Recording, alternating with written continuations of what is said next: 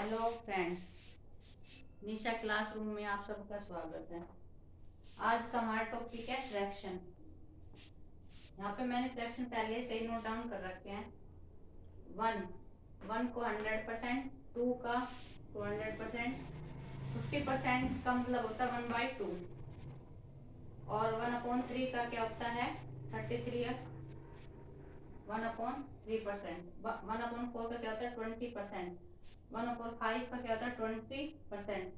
ये आप कैलकुलेट भी कर सकते हैं। कैसे कैलकुलेट कर सकते हैं? जैसे 1/4 है परसेंटेज में 100, तो ये इसको कैंसिल करेंगे 25% आ जाएगा। ये इसलिए नोट डाउन किया है कि हम इनको याद रख सकें। हम यदि इनको डायरेक्ट याद कर सकते हैं तो कैलकुलेट करने का जो टाइम हम एग्जाम में सेव कर सकते हैं। ये कब याद होंगे? एक बार हम इसको याद कर लें और फिर उसको बाद क्वेश्चन में हम अप्लाई करेंगे तो ये हमें याद हो जाएंगे।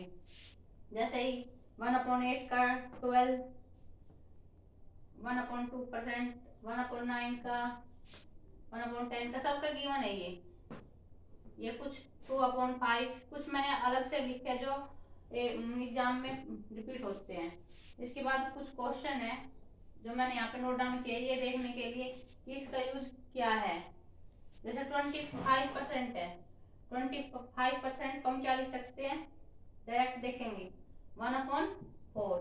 ऑफ का मतलब होता है मल्टीप्लाई, 16 का 16, तो हमारा आंसर कितना आ गया 4। ऐसे ही अब ये नेक्स्ट क्वेश्चन है 38% ऑफ 200, लेकिन 38 का तो हमें नहीं पता। यदि हम इस क्वेश्चन को ऐसे लिख दें 200% ऑफ 38, तब भी वही सेम बात है, ये नहीं कि कोई डिफरेंस है। हमें 200 का पता है, 200 का कितना होता है 2 मल्टीप्लाई 38, तो ये कितना हो गया अपना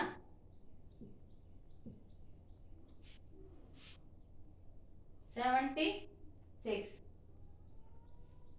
तो इस तरीके से हम फ्रैक्शन वैल्यू इसलिए मैंने नोट डाउन किया कि हम उनको डायरेक्ट यूज कर सके, और यूज करने का पर्पस यही है कि हम अपना एग्जाम में टाइम सेव कर सके।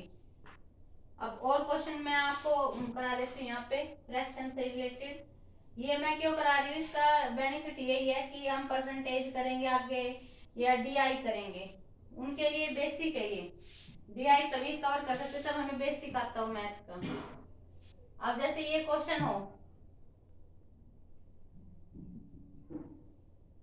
जैसे आगे जब हम इसको यूज करेंगे उसमें परसेंटेज में, तो हाँ हमें ये गिवन होगा पहले कि इतने का ये, तो हमें ये बताना चाहिए किसकी फ्रैक्शन वैल्यू है।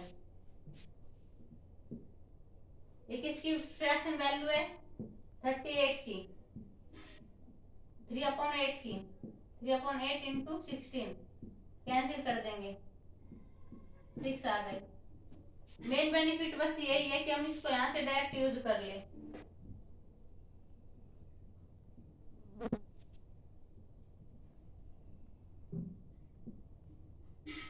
एक दो चीज और बता देती हूँ मैं। जैसे इसका मतलब क्या होता है इंक्रीज, इस एरो का मतलब इंक्रीज, इसका मतलब होता है डिक्रीज। इंक्रीज का मतलब कोई वैल्यू बढ़ रही है, मतलब कि उसमें ऐड करनी है।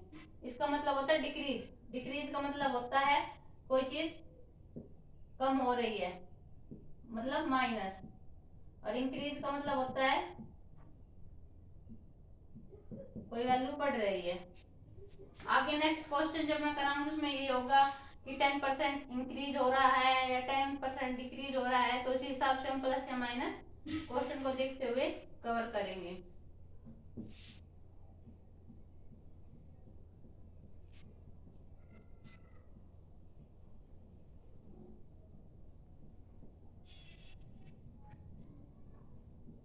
मैथ का हम थोड़ा थोड़ा करेंगे क्योंकि मैथ वो ये प्रैक्टिस के ऊपर डिपेंड है। जितना मैं कराती हूँ क्या आप उसको नोट डाउन करके उसे एक बार रीडिंग करते हो, उसकी उसे प्रैक्टिस करते हो नहीं करते हो।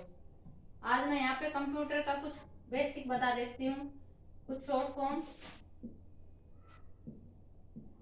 कंप्यूटर में जैसे रैम सबको पता है, 4 ऑप्शन देगा वो रैंडम एक्सेस मेमोरी,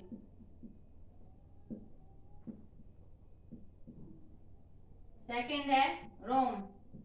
ये तो सिंपल बेसिक बेसिक है जो मैं अभी करा रही हूँ, इसे नेक्स्ट वीडियो में और कराऊंगी। CPU central processing unit.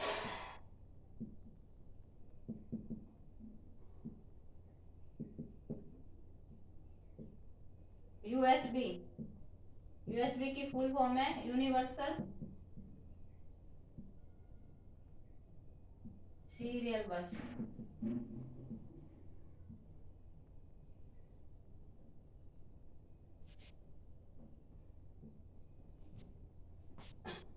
GUI CUI, GUI का मतलब होता है graphical user interface, graphical user interface.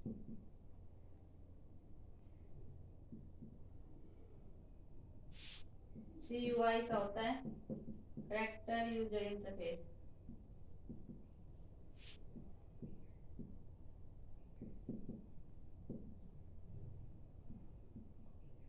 OS का मतलब होता है ऑपरेटिंग सिस्टम।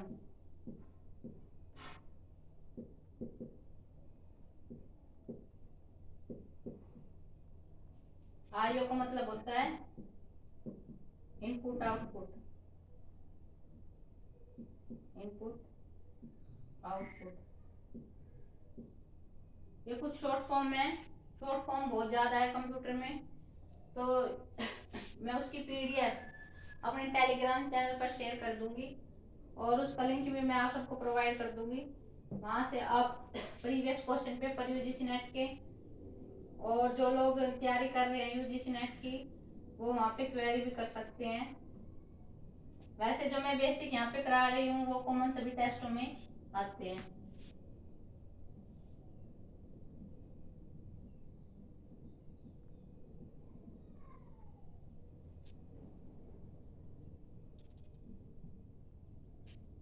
अब एक क्वेश्चन और आता है, बिट, बिट क्या होती है, 0 या 1,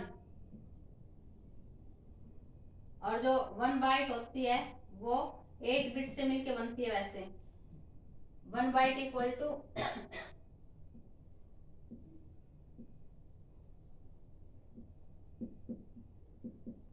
बिट्स और 1 केबी, केबी का मतलब है किलोबाइट।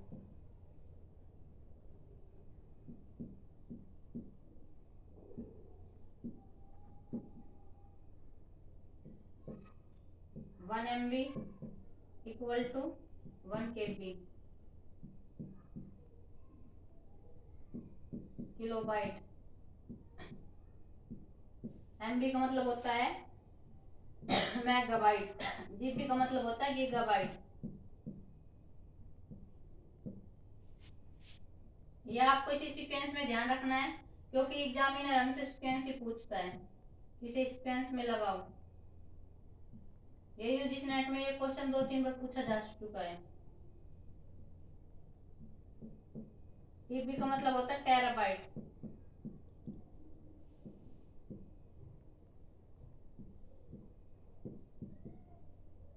गीगाबाइट।